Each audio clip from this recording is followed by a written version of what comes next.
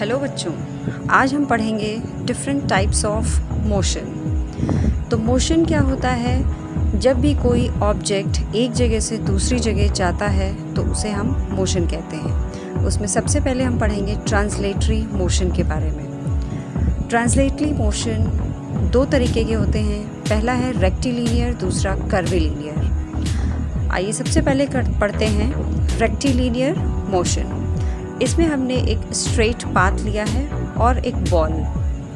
अब मैं आपको इस पे बॉल रोल करके दिखाऊंगी कि वो कैसे स्ट्रेट पाथ में जाता है। तो आइए देखते हैं। ये देखिए, तो बॉल स्ट्रेट पाथ पे चली गई, इसी को कहते हैं रेक्टिलिनियर मोशन। अब पढ़ेंगे कर्विलिनियर मोशन। इसमें हमने एक चार्ट पेपर का ऊंचाई, जिसको कहते हैं कर्व पाथ बनाया है।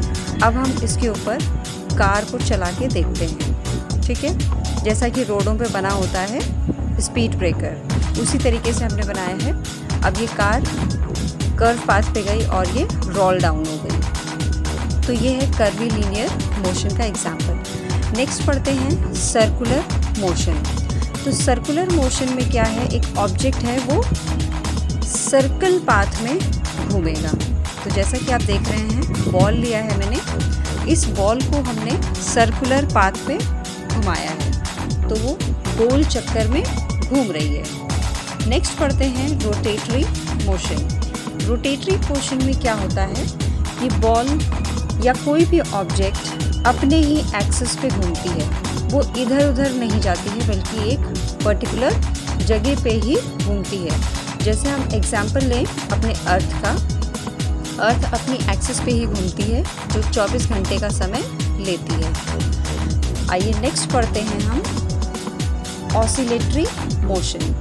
तो इस ऑसिलेटरी मोशन में मैंने कान में जो हम लीड लगाते हैं उसका एग्जाम्पल लिया है, उसको हम हिला के दिखा रहे हैं। तो ये जब घूमती है आगे पीछे, जिसको हम टू एंड फ्रो मोशन कहते हैं, तो ये है टू एंड फ्रो मोशन, आगे पीछे घूमना।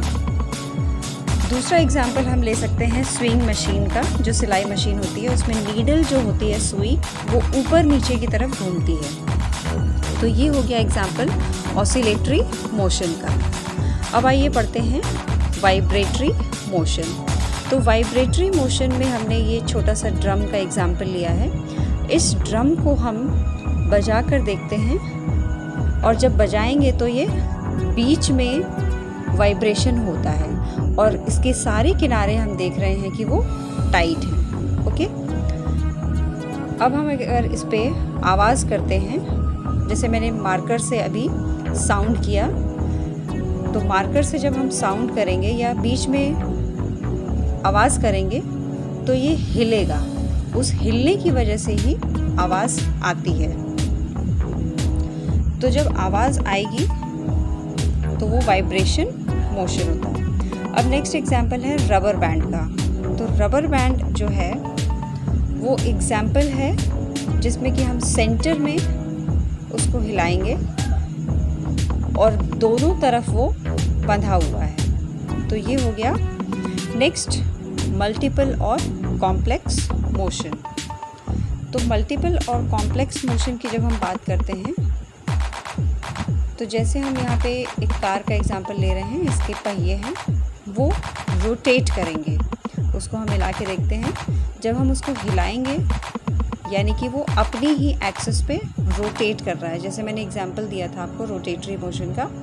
और जब ये घूमेगा आपस में, तो ये गाड़ी आगे पीछे घूमती है उसी की वजह से। तो ये हो गया हमारा मल्टीपल और कॉम्प्लेक्स मोशन। नेक्स्ट एग्जाम्पल में मैंने एक आर्टिफिशियल घड़ी ली है, जो कि जिसमें नीडल्स हैं वो एक पॉइंट पर फिक्स हैं और दूसरा एंड मूव कर रहा है। तो जब ये मूव करेगा तो हम क्या इसमें देखते हैं, रोटेटरी मोशन। इसको हम पीरियोडिक मोशन भी कह सकते हैं कि एक सर्टेन टाइम पीरियड पे ही ये घूमेगा, एक सर्टेन टाइम पीरियड लेगा एक रोटेशन कंप्लीट करने के लिए, रिवोल्यूशन कंप्लीट करने के लिए। अब ये नीडल्स जो हैं वो सर्कुलर पाथ पे भी घूम रही हैं। एक यूनिफॉर्म मोशन बना रहता है, जितनी देर घड़ी चलती है एक यूनिफॉर्म मोशन में चलती है। तो हमने यहाँ पे कई सारे मोशंस को एक ही चीज़ में देखी है। तो जब कई सारे मोशन एक ही जगह पे होते हैं तो हम उसे कहते हैं मल्टीपल और कॉम्प्लेक्स मोशन। नेक्स्ट है हमारा रैंडम मोशन।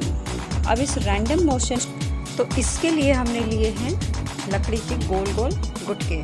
तो रैंडम मोशन के लिए अब जब हम इसको हिलाएंगे तो आप देख सकते हैं ये किसी भी डायरेक्शन में जा सकते हैं। तो इसी तरीके से हम रैंडम मोशन शो करते हैं। और अदर एग्जाम्पल्स भी होते हैं, जैसे कि हम ले हाउस फ्लाई होती है, मक्खियाँ, या फिर हनी बी, बर्ड्स, तो वो किसी भी डायरेक्शन में कभी भी चली जाती हैं। तो ये होते हैं रैंडम मोशन।